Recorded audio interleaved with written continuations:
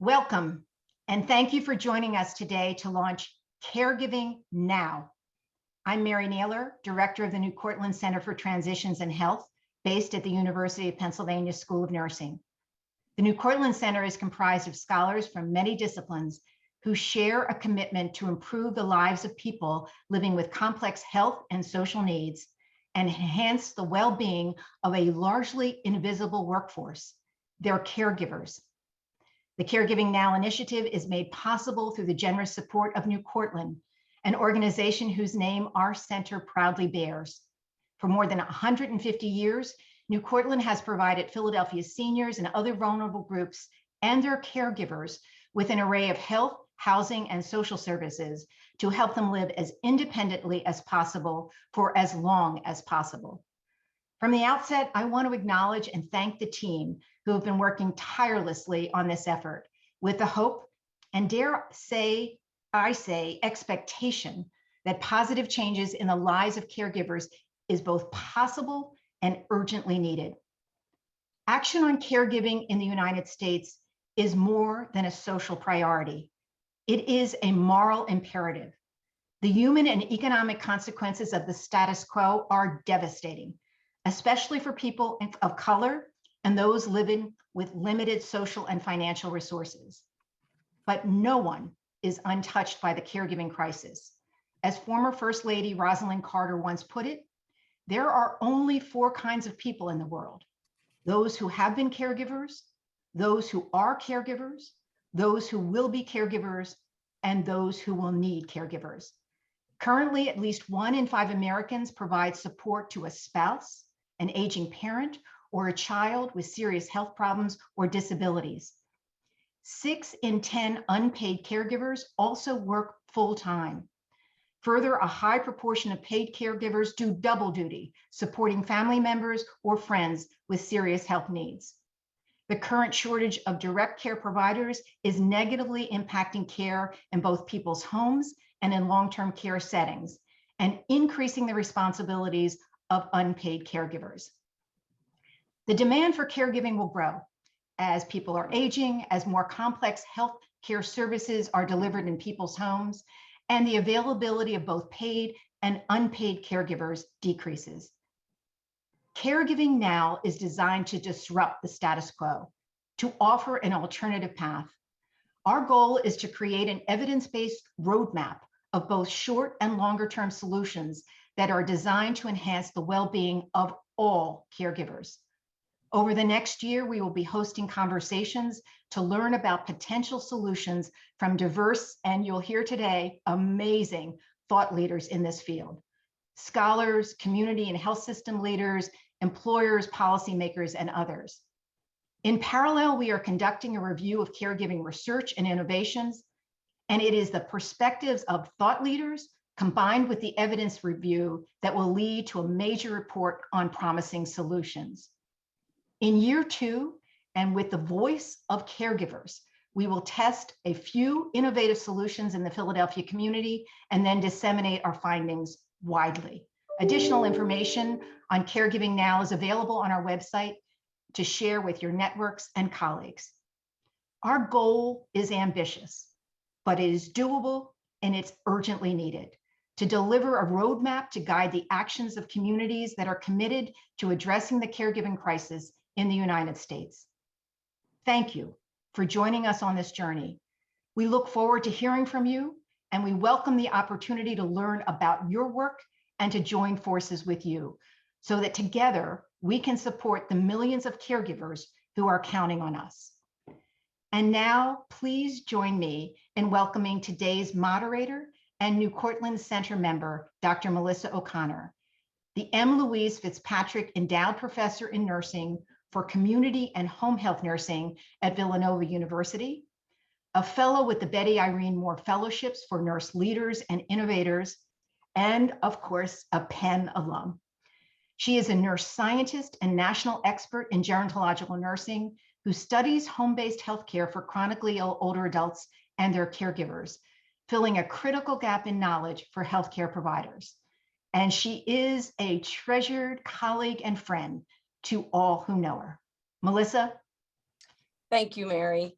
I am delighted to be here today and to dive into what we can do now to reshape caregiving in the United States with our distinguished panelists, Dr. Susan Reinhard and Dr. Heather Young. We will spend the next 40 minutes hearing their very best thinking and learning about their efforts. Please use the Q&A function to post your questions or comments for the panel. Our two guests are well known for their internationally recognized expertise and body of work, rigorously studying and promoting policy change for healthy aging and the caregiving experience.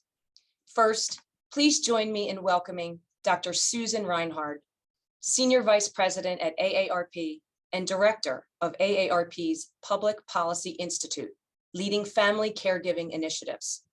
Susan also serves as the Chief Strategist for the Center to Champion Nursing in America. I also want to welcome Dr. Heather Young, Professor and Founding Dean Emerita for the Betty Irene Moore School of Nursing at UC Davis. Heather is also the National Director for the Betty Irene Moore Fellowships Program for Nurse Leaders and Innovators, and a Senior Policy Fellow with the AARP Public Policy Institute. Susan, based on your experience in creating programs for caregivers and your Home Alone program of research, what do you believe are the top 2 to 3 challenges related to caregiving in the US? What do you see as the immediate solutions to these challenges, as well as the long-term solutions? Thanks, Melissa, and just thank you for inviting me and Heather, my dear colleague, and Mary. Thank you so much for letting us kick off this very impressive series that you have begun. So we are big fans of all of yours. So let me start with my first challenge, and I don't think it's going to come as a surprise given the work that you just cited, and that's caregivers at home are supporting more people with complex care needs. That's both paid and unpaid caregivers. And we see this, of course, because of the aging of the population and all of those demographics that we know, but also decreased access to nursing homes, which is a result, of course, of the pandemic going on. And this is particularly true in rural areas, that option isn't even available right now for many people. The increased desire to remain at home, even with significant functional disabilities, frailty, and healthcare needs, that continues to increase. Perhaps the baby boomers, perhaps it's just a cherished American value right now. And also fear of infections that people have experienced. But there's also an increase in health system incentives to move even acute care into the homes. So I wanted to spend most of my 12 minutes or so to be talking about that, because I started getting concerned into this about this a number of years ago, this healthcare system move, so to speak, as I started to conduct with Heather, my colleague Rita Shula, and with others. We were doing a national scan of the implementation of the CARE Act, which, you know, we could go into, but I think most people know about this. And we wanted to know how things were going in that implementation. By the way, Georgia just passed it. So now we have 45 states and territories. So we haven't finished getting this across the country. But when I went into one particular hospital, very good hospital, by the way, and met with care managers who were very involved with sort of and accountable actually for value-based programs like orthopedic, hip replacement procedures. I asked them what was their biggest concern around family caregivers, expecting things like, we don't know who they are, you know, those kinds of things. And they said the answer was finding a family caregiver. And I didn't know really what that meant, but the answer was, well, if I don't find one, then I'm going to have to send the patient to a rehab facility rather than home directly. And that is going to be costly, and it's going to come out of the bundle. So they were accountable also for the costs of this, and it's cheaper, or the hospital got to keep more of the money in a bundle rather than send somebody to a rehab facility. So I started probing about that. This is a number of years ago now. No one is asking the family caregiver if they can take that on, especially right after a procedure like that, or that they might have an option of going to rehab. So that really disturbed me. And now we have the hospital at home program. I don't, by the way, I think it's great for people to go home. I'm a home care nurse, right? You are a home care nurse. So it's not that I'm against it. It's sort of what's going on here. And now we have the hospital home movement. And, you know, that program, that's something like that has been around for many years. Bruce Lev, Johns Hopkins, very well researched. John A. Hartford Foundation has been funding work in this area. There's lots of good things. And we are doing a current study. Actually, Mary is involved in another way. We are collaborating around this. We're doing a study of the hospital home movement in relation to the role of the family caregiver and how that is going in its implementation. So we haven't finished this yet. We're working with Ann Tumlinson also. But I do have concerns about these COVID waivers. So there's this hospital at home, really major comprehensive program that came out of Johns Hopkins and is in existence elsewhere. And then there's these waivers. And the waivers were put in place by CMS, the Centers for Medicare and Medicaid Services, for a very good reason, to help people not go into hospitals during COVID and get acute care at home. And, but it's very, how can I put it? It's very short. It's generally a 4 to 5 length of stay. You have to go to the emergency room to get permission to do this. You get the same diagnostic related group, DRG payment, as if you were in the hospital. So the hospital makes as much money sending the person right home as they do if they admitted the person upstairs. So it's a great incentive to be able to do this. There's no requirement to engage the family caregiver in any of these discussions. And so now we're conducting the scan about what's going on, who's coordinating, et cetera. It's clear that this incentive, this hospital at home movement is exploding as we speak. My own hospital system, I sit on the board of a great hospital system, the Robert Wood Johnson Barnabas system, in all transparency. And they're interested in doing it in part because they are overfilled in capacity. So they want to help offer this to people so they don't come and, have to be admitted to the hospital, and they're exploring this. And of course, I'm saying, what about the family caregiver? What about the family caregiver? What's going on? So, I do think it can be great for the patient. So, and the family caregiver, if it's done right. So that's the problem. That's the challenge, right? So some of the short-term solutions, we have to explore the legal requirements under the CARE Act right now. So the CARE Act says you have to inform who is the family caregiver, put them in the medical record with the patient's permission, advise them on the kinds of complex care they're going to be doing, et cetera. That's the CARE Act. We need to find out if that applies to hospital and home under the waiver. If you are admitted through the emergency room and then admitted to the hospital, which is at home, it seems to me it should apply, which would be amazing. We have attorneys looking at this now. We're not really sure. Of course, every state has a different language, but we think that it should apply. So that's an immediate kind of thing. Second would be CARE Act implementation in Georgia as a way to key it up again. What's going on here? And they're very open to this, and our Aarp office is going to have a major campaign. So that opens up the world again. I'm going to do it in New Jersey. I'll be looking for other leaders to join us state by state on what's going on with the CARE Act, because it affects hospital at home too. I also think short-term we can be working with promising providers. There are some really good providers of this service, to be sure, and we're working with them right now to assure that the bill that they have introduced into Congress right now, that it includes family caregivers. It didn't, the draft bill didn't. We are working with them right now to see if we can get inclusion of family caregivers into the proposed legislation. If that happens, we'd like to get others to support it and to advocate for it. So that's something that people can do as individuals or as group. We need to get more insight from consumers and family caregivers in this hospital at home. experience, and we're exploring that right now through journey mapping.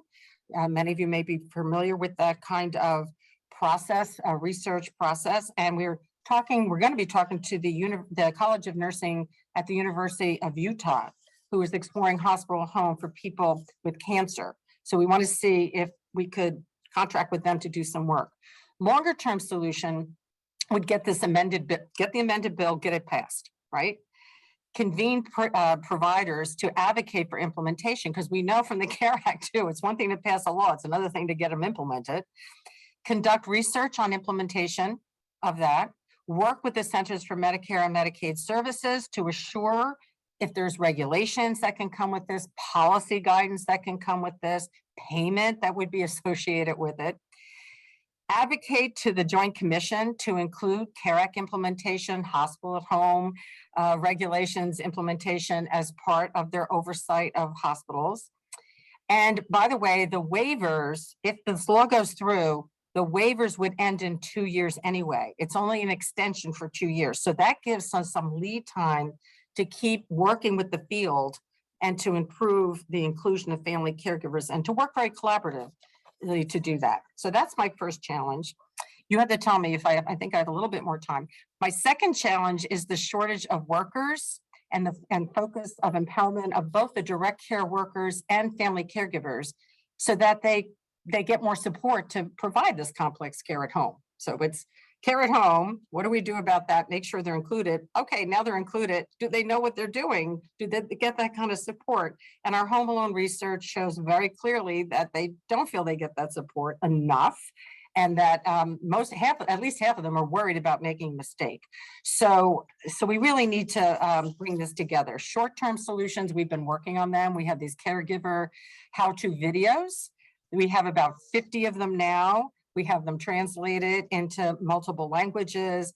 Heather has been incredibly important partner in all of this, UC Davis College of Nursing. She is right now finishing up our pain series, how to manage pain. So it's really important. And our focus is getting them out there, disseminating them, which could also be helpful for direct care workers. And the other part of that is nurse delegation. So for the workers, the direct care workers, can they give medications? Can they provide help with wound care, et cetera? And we have been tracking that through our long-term services and support state scorecard. So we are going to update right now, actually in the next month or two, we're going to start working with the national account or the state boards of nursing across the country to see if they have improved their nurse delegation laws. And longer term, we want to work with states who haven't done that yet and improve their nurse delegation rules and regulations. We're currently working with Maine at their request and Maryland. Some of them have put this into their ARPA funding, the American Rescue Plan funding to work with, to get these regulations changed. Do research on implementation of nurse delegation state policy. This is, again, you can have the policy in place, but if the providers don't want to do it, and this is very often the case, or the payers don't want that to happen, then it doesn't matter. You've got a policy, you've got a law, but nothing's happening there. And in terms of the family caregiver videos or training, the RAISE Act offers opportunities around this training, including promising practices, and get others to develop these videos and other kinds of educational materials. Aarp and UC Davis can't be doing this forever, right, Heather? We can't keep doing, we need others to engage in this work. And get, for example, urinary incontinence suppliers could be having videos. That doesn't seem like complex care. It is complex care for many people. So, so let me just leave it at that because I think I might be at time. Wow, this represents an incredible amount of work, Susan. Thank you. So what needs to be done then to achieve one or two of the solutions that you mentioned? Well, I think I mentioned what needs to be done. It's a lot of it is if you're a researcher or you do want to engage in this, if you are an educator, can you bring caregivers into the mix, into your how you're teaching people? Can you teach students how to anticipate? And I call it anticipatory guidance. I didn't make that up. it's been around. We just need to like do it, right? And teach back methods and things like that. Really focus on the care, not just of individuals, but of those family members. Of course, we need neighbors, friends too. We don't just mean relatives, and how to be doing that. If you're a provider, if you're in the provider world, can you do more yourself around this? Do you have to have laws?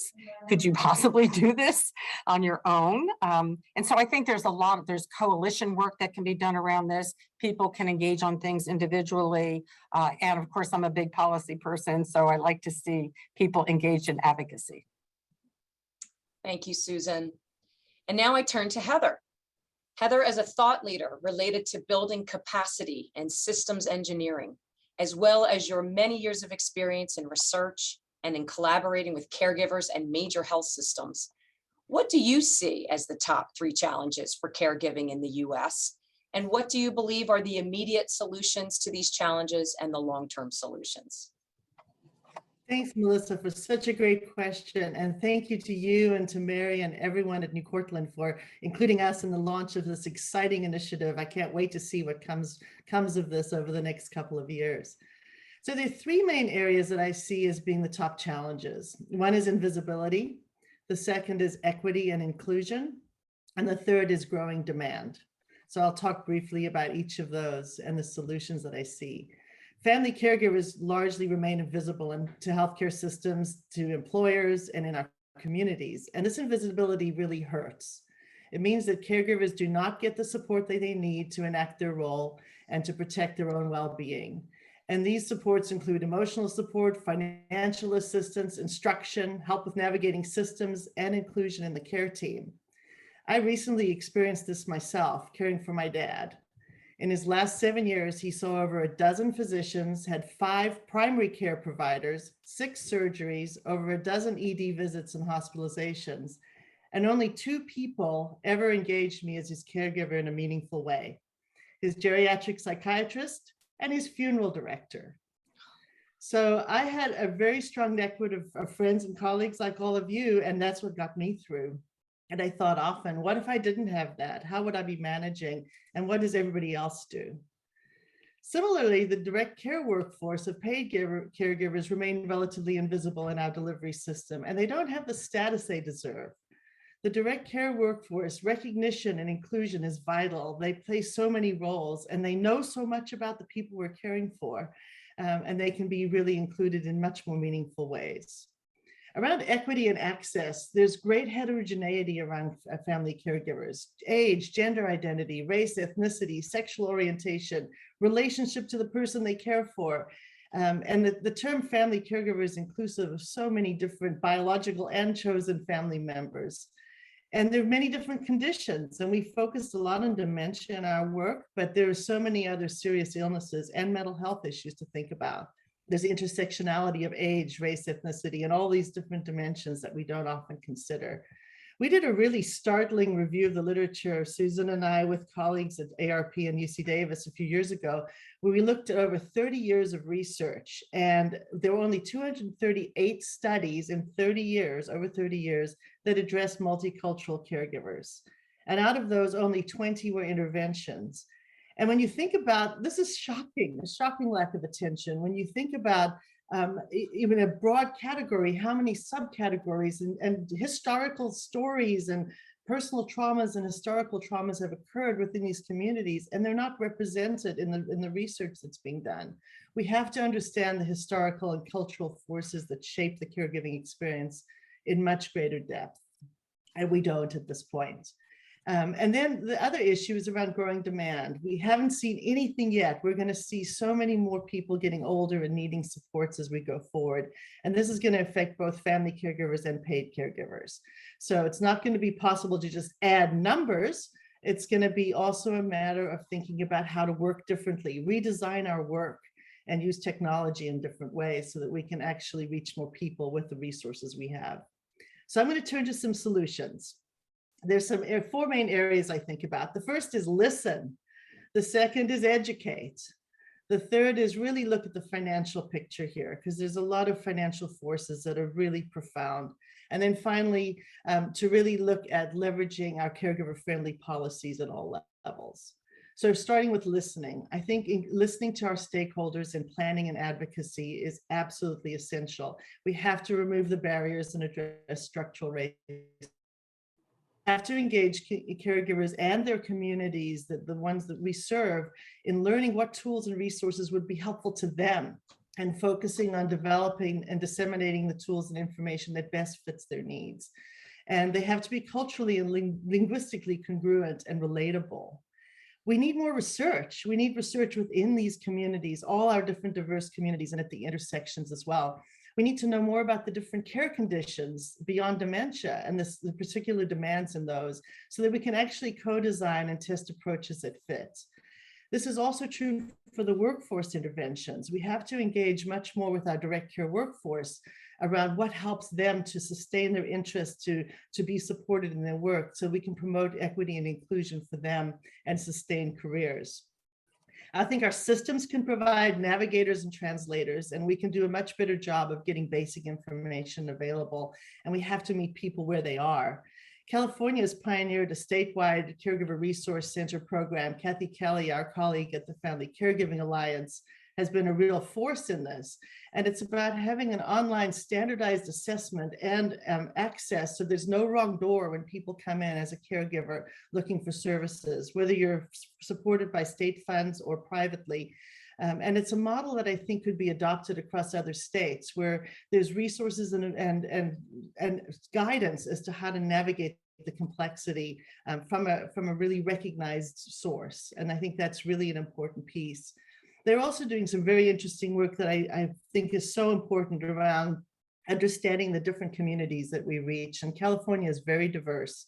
So a lot of work of working in partnership with communities to understand their unique needs. I think for paid caregivers, we also have to have tangible actions.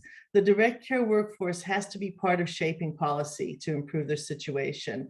And PHI has some specific strategies that I really endorse around states having work groups that include direct workers to help generate the solutions and to provide guidance to employers. The second area is educate, spread the word. I think we can each talk to our colleagues, to our students, to the professional community. There's a lot we should be doing to try to get the word out about what is going on for caregivers and how we can support them. At the Family Caregiving Institute at UC Davis, we developed a 3-course series on family caregiving.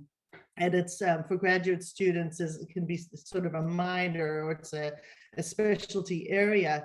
We'd love to disseminate that more broadly, and we're working with Kaiser right now to do a pilot within their incumbent workforce.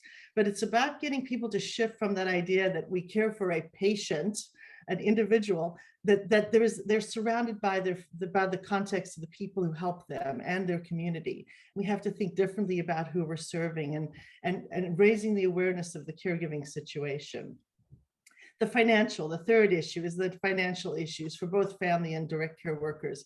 Family caregivers use both their energy and their time, and they are not able to work as much as they would have. We have to advocate for the kinds of supports that help them to manage respite, improve coordination, supports, and then also working with employers. I really worry about millennials who are probably going to be serial caregivers in their lifetime. They'll be dealing probably with multiple family caregivers. And because of the demands in their current time and they're early in their careers, will have very long-standing effects on their financial situation and their own retirement and aging. So we've got to think about how to create better flexibility, payment for caring, and access to community resources. Technology can be helpful. I think that we can do a whole lot more to use technology to help make lives of caregivers more efficient, ordering supplies, medications, helping with communication, remote monitoring, all those different things have the potential. But we have to address digital access and digital equity there, and that has to be part of that solution.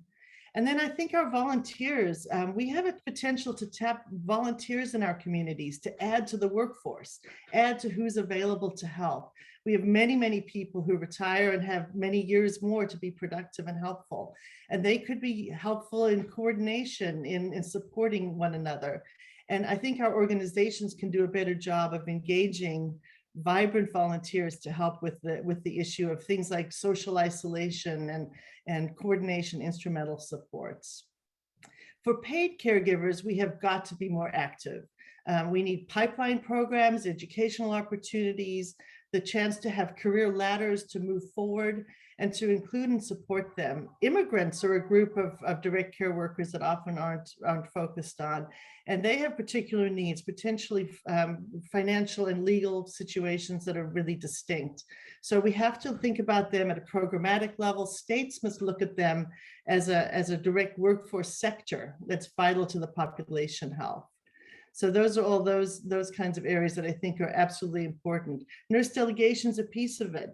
Redesigning how we do the work. We can't just keep doing it the same way. We need to get more people out into homes, out into community, who are empowered in their different roles to be able to deliver the direct care, but they have to have support. It's not just compensation and living wage and benefits. It's also having the expertise and the availability of others who can help them to enact their roles in a meaningful way.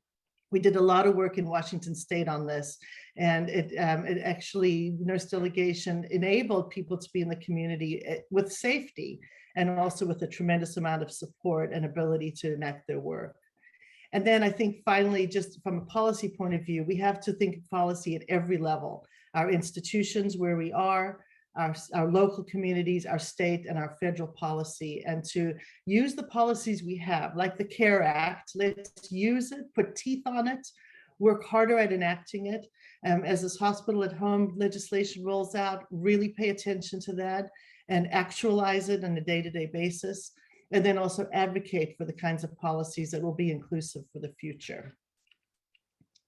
And who better to lead this than nurses? Yes. Thank you so much, Heather, for sharing your incredible experience and wisdom. A course on caregiving is incredibly innovative. I can't wait to hear more about that. Is there anything you wanted to add about what more we could do to achieve some of the solutions you mentioned? Well, I think we all need to lead in this issue. It's not about one person leading it. I think everyone has to take leadership where we can, from where we are and from the area of influence that we have, and to lead with a caregiving lens. So bringing this perspective around caregiving to the question at any opportunity that we have. Great, very critical considerations. So I'd like to invite both of you to reflect on the challenges and the solutions that you so clearly articulated a few minutes ago. Who do we need to engage to accomplish these solutions? Susan, I'll start with you.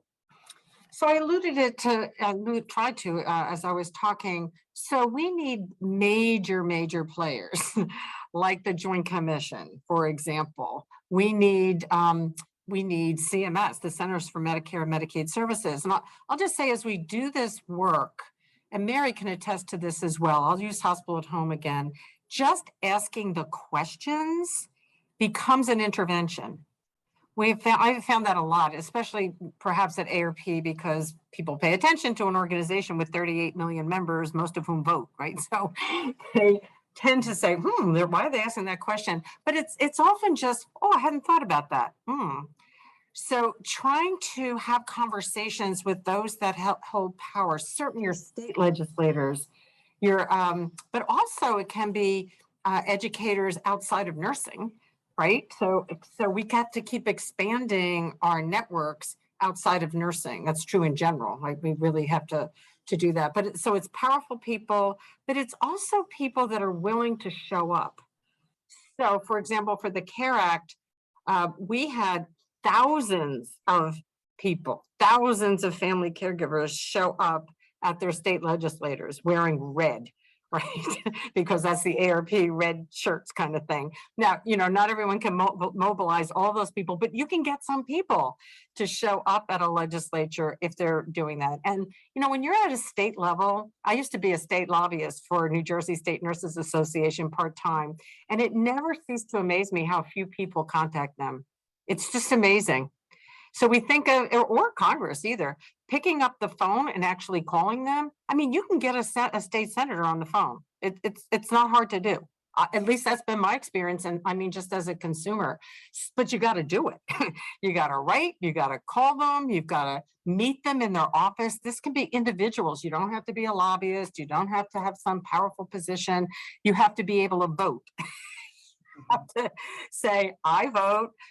I'd like to vote for you again or in the future or whatever, but I need you to hear me about this. And this isn't just, they like stories, by the way. So Heather's story is very, very powerful. I mean, the funeral director is one of 2 people that ever engaged her. That gets attention, right? And many of these policymakers do have these experiences themselves, including men. 40% are men. So don't always make it a woman's issue. It is everybody's issue, as Mary kicked us off to begin with. So I would say really show up.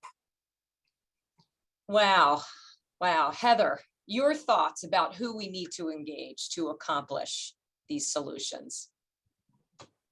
Well, I love this topic because I think it affects everyone. As Rosalind Carter said, we either, if we're not now, we will be, and it's something that affects everyone. So it's a human condition. It's a really important issue. And it's something that people hold very privately. I find now that, early in my career, people didn't want to hear I was a geriatric person. And now it's like I'm the most popular person in social networks because everyone's got a problem with their parents or their aunts or somebody. So it's a highly relevant topic. We should use that because it's so relevant and use that connection with people to connect around these particular issues. I think we need to think about it from every possible lens. One of the biggest barriers is overcoming this view about it's an individual person and patient relationship. It's changing that frame of reference. And when you change that frame of reference, it opens up all the potential connections. So I would say use every relationship you have where you do what you normally do as a researcher, an educator, a clinician, a policymaker, but expand your lens as you have those conversations. Because it's about the relationship and it's about building and adding to the nuances around these issues. Wow. Well, thank you. Thank you. What great advice and action items for all of us. So I suspect there are many in the audience who are thinking to themselves, what can I do to move these solutions forward? So what can individual healthcare providers, researchers, as well as caregivers themselves do to move this agenda forward? Susan. Okay, so I'm going to take a nurse who is on a floor or in practice. I'm going to start there. So first of all, you have to teach yourself. You have to get used to this idea, as Heather's been saying, about this invisibility of family caregivers, and open your eyes and see who is there. Who is there, and can I say hello to them? Maybe shake their hand, or maybe they do the elbow bump now, but really recognize them, because so many people will tell you their experience. My own husband said this for his father, that he felt that there was a veil that came down over him. Like he just wasn't there. But if they wanted information about payment, the veil would come up. He actually felt it that way, right? And this was a very nice hospital, nice people. You have to really realize this is you too. It's us, all of us, right? And when I first gave that Home Alone research out, it was at a niche conference, Nurses Improving Care of Health System Elders. Love it, right? They were angry at me, really angry, because they kept saying, no, that's not true. We teach everybody, we do, right? And of course, I said, well, of course, all of you do, it's everyone else. Right? So we have to accept some culpability here that I think what happens is we answer questions if asked. Okay, so we don't anticipate what they should ask. And Mary taught me this too with her group of, I think it was some focus groups Mary had too. It's like, we don't know what we don't know. One of them said, I'm stupid, he's stupider. I remember this, Mary. This came right out of some of the work that you were doing, and you showed us the videos with their permission. So you have to realize that people don't know what to ask. So they're sometimes afraid to ask. So try to imagine what they should ask, and maybe start having conversations like, other people that experience this have asked me this. Is this something you'd like to know more about? And I know that people are pressed for time. And so systems, now I'll go to more providers, systems can create other ways. And I'm using hospitals as an example. And there's something that is known as a discharge lounge. Very old school title that could have been, they just parked a person there until you could get somebody to pick them up and take them home. My hospital system has what really is more of a transition lounge, and we're trying to see who else is doing this, but you go there and you teach. It's a teaching area. Pharmacist is there, other nurses, social workers. So they created something in the system to really work with not just patients, but their family caregivers. So there's a lot that people can do to be creative.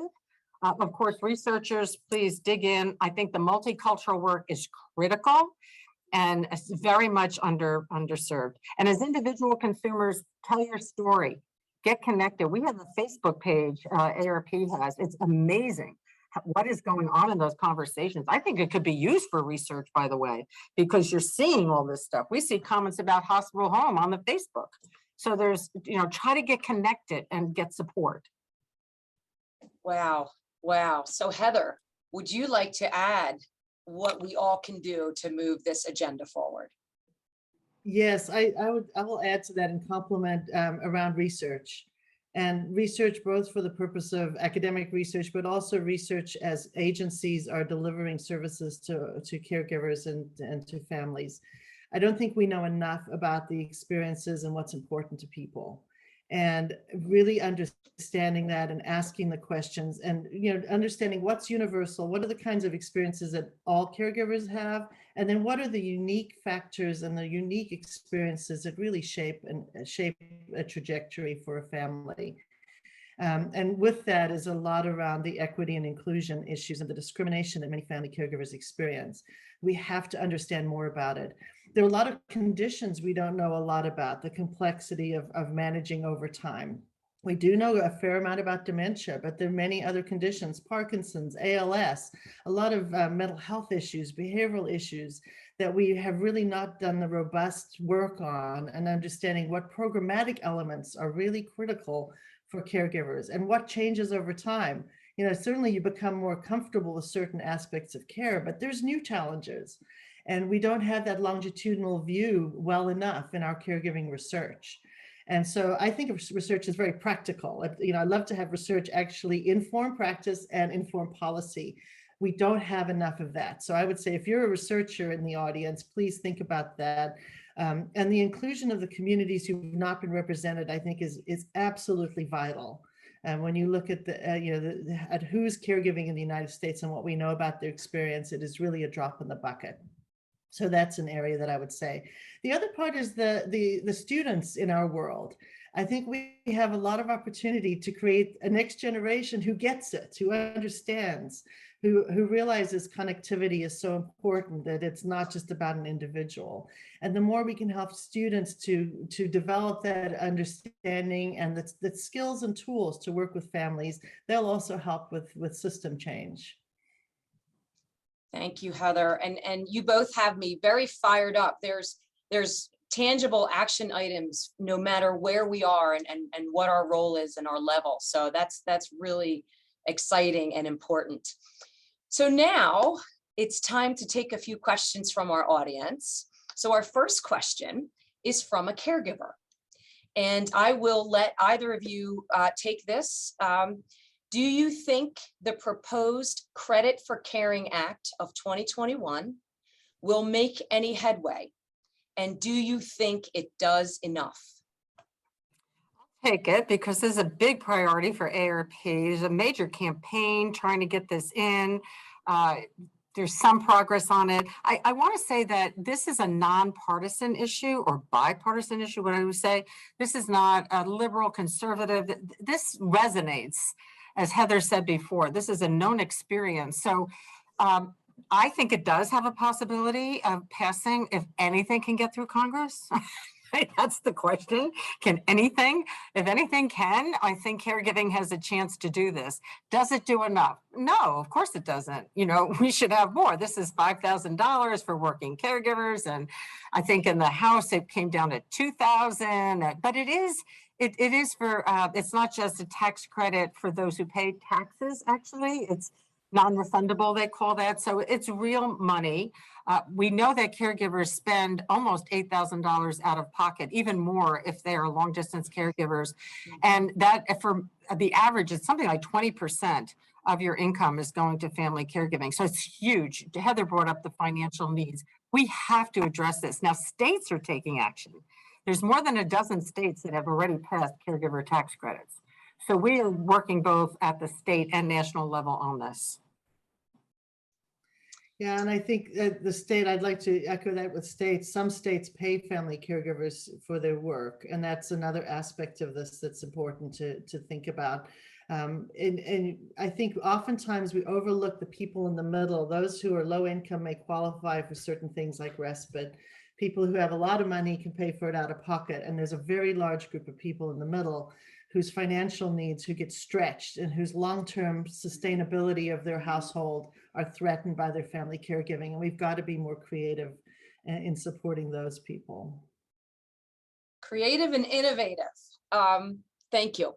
So our next question is from Diana Mason.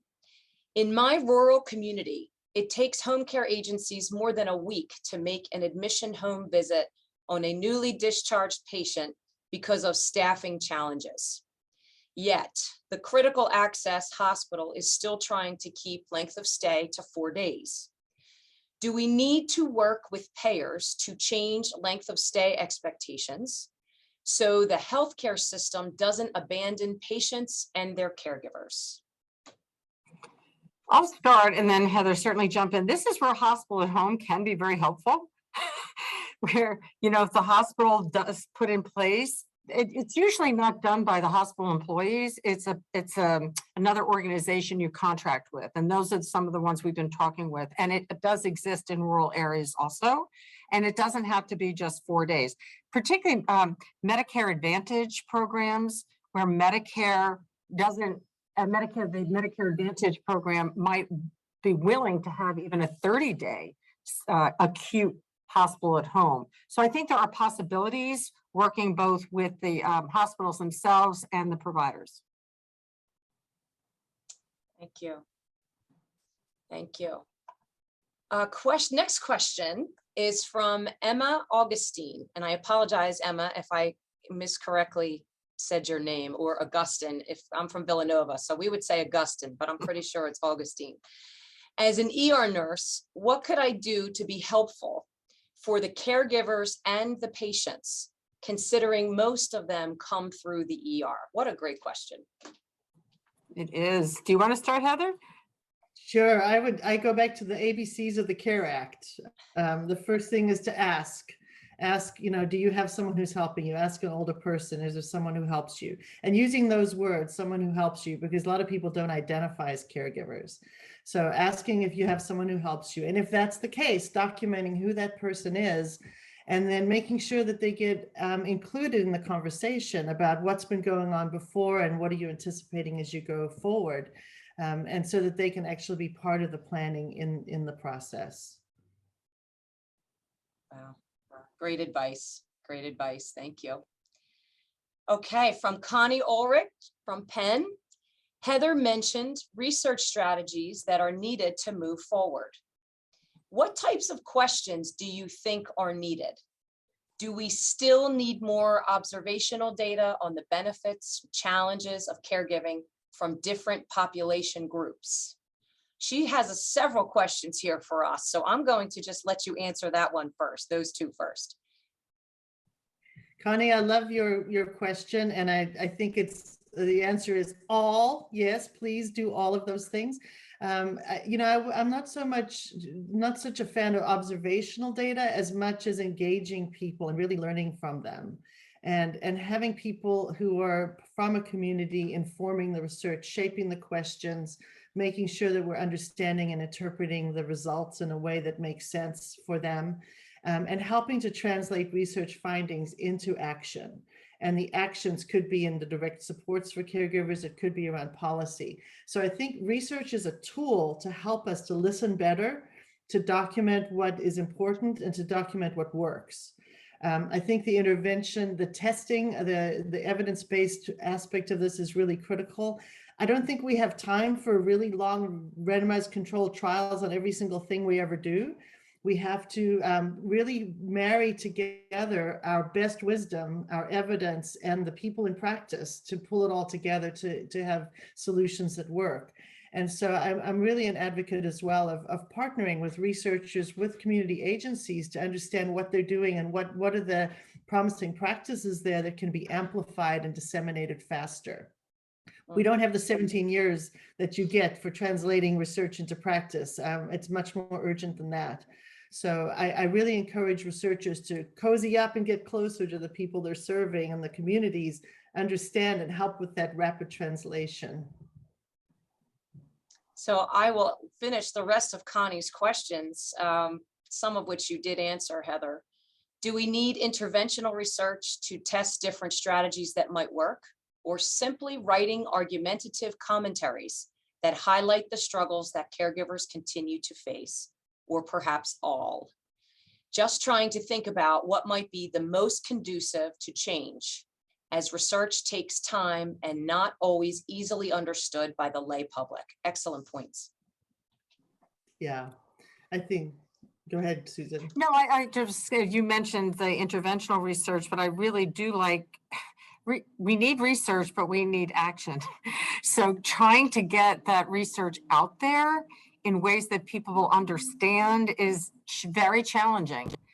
So I like the idea of commentary, blogs, you know, if it's a policy question, if you're looking for changes in policy, people don't read a lot. They just don't. They need, you have to do it in different ways. You need infographics, you know, you need recordings, you need videos, you need one-pagers, you need all of that. But mainly you need stories. You need stories that are going with this, along with the solutions that can match the story. So I just think we have to put more energy into what we already know and get it out there. Great. Well, I'm learning so much. Show up, engage the diverse populations. This is just really exciting. So I actually have a question now from a student. And from your experience, what has concerned you the most when working with policymakers on caregiving issues? I worry about equity and inclusion, and if decisions are made with fair and equal representation of caregivers. So I worry about that too, because first of all, we don't have great data. So I just talked about trying to bring the data alive, but we don't really have great data. As Heather's already said, we don't have great demographic data. We actually have I guess you would say, an advocacy agenda around data at the state level and the national level. So we definitely need that, and students need that as well. But I worry that sometimes policymakers feel so overwhelmed by when we tell them all these difficulties, all of these challenges, that we don't get to the solutions. And I know, Mary, that's what you're doing with this whole thing, right, Melissa? Is trying to get to solutions, give them options of what can be done, because policymakers will start to feel that nothing can be done. We have to be careful, even with the data that I put out about the, $475 billion of free care and what have you. And they're like, whoa, well, we can't take that on. We don't want to do anything that makes that stop. We need them to keep doing that, right? So you have to be really careful and say, no, we're not talking about stopping caregiving. We're talking about supporting family caregivers. And indeed, we should pay some family caregivers for what they're doing, especially with the shortage kind of thing. Great. Yeah, I would agree with that. I think that's the big worry for policymakers is this woodwork effect. Like if we start to pay certain things, then it's going to be this just unfettered demand for financial supports. And when you look at family caregivers contributing more than the whole Medicaid budget annually to care for long-term care, I think, that's a real worry. So it's framing it in such a way that there are actionable things to be done that support the trajectory. I think that we often look at our spending in quarters or in fiscal years. We don't look at it as a long-term. And when you look at a caregiver, supporting their ability to care not only helps the person that they're caring for, But if they're supported adequately, they may need less care later on themselves if they don't have devastating effects from their caregiving on their own health, mental and physical health. So there's a prevention aspect of this. So it's prioritizing the kinds of investments that help to support people to work optimally, do what they want to do, but not in a, I think, somewhat unethical way that we're sort of, without negotiating with family caregivers, we push forward things that engage them, like hospital at home, without even the question being asked. So I think we have to step more boldly into those questions that really do have an ethical, moral dilemma to them, and make them more explicit. Wow, very interesting. Here's another question from Tara. Currently in a research study looking at the 4M's intervention model with caregivers of older adults. It has been a barrier getting caregivers to participate. Any suggestions? How can we engage caregivers in our research studies? So it is, if you expect them to leave the home to go to a focus group, that's going to be a problem. You know, there is more going on virtual that is easier for people to participate. They sometimes need somebody to help them take care of the person they're caring for so they can participate in the research. So you have to consider all of those, you know, transportation, time, care kinds of things. Phones work. You know, just old-fashioned phones can work to engage people. I use Facebook. I use that example of Facebook. You can engage through social media as well. And I've also found that having advisory groups of caregivers and others who can help with those strategies is really important, especially if you're in diverse communities, understanding what kinds of natural places where people might be, where you can reach them, where you can connect, and how to frame the work in a way that it entices and engages people and wants them to participate. Thank you. So here's another question from Emma Augustine. And this reminds me, Heather, of the class or the course that you were talking about that you have created to help individuals learn a little bit about caregiving. And she expands upon this a little bit, but it's really a question for you both. Do you think it would be helpful having seminars at hospitals to educate caregivers or even people who might want to be caregivers? Kind of broadly going over the expectations of caregivers. So perhaps not as formal a course as you were describing, Heather, but more for lay people. Yeah, and I would turn to what's in communities already. You know, there are a number of evidence-based programs that have been developed for caregivers, like Powerful Tools, that's been around for a very long time. And if you go to the Family Caregiving Alliance website in California, that's also serves an international audience, actually. There are a lot of resources there for caregivers. The Aarp website has a tremendous amount of information about caregivers and resources for them. So I think looking for what is there is important. And then also for healthcare professionals to know about those tools to be able to share. We're working with AJN in a series now where we, along with all of the videos that we've developed, we've also published articles along the way that are targeted towards nurses who work with family caregivers, and it provides the evidence behind the video and also tips on how to use the video and the conversation with the caregiver. I think it would be it's a great resource, and AJN has packaged it as a supplement, so you can get it as a caregiving series. And it really tries to shift the lens for practicing nurses from I'm caring for this patient with pain or with incontinence to how do I talk to the caregiver and help them to support their person with these issues. So those kinds of resources, I think, help with some practical tips, but then it's also the mind shift.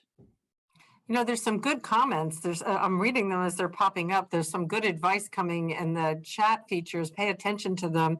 I wanted to point out one that some hospitals have created caregiving centers. I was one at Stanford.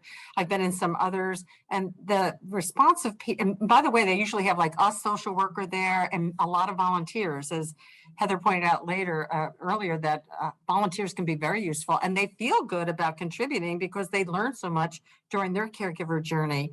And here we go, Northwell. I was going to say Northwell is one of the big ones, Tara. So that's something maybe you can advocate in your own community. You have that. People feel just to see caregiver, they feel welcome to just go there and relax. There's materials, you can have the videos there, but having a place to be is very respectful for family caregivers too.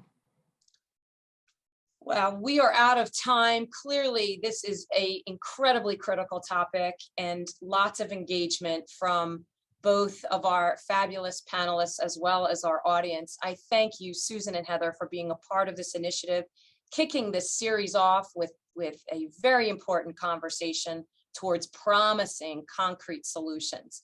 We learned a lot today about the ways in which we can improve caregiving in the US, and even more importantly, the many opportunities for all of us at every level to contribute to the solutions that address the immediate and future needs of caregivers.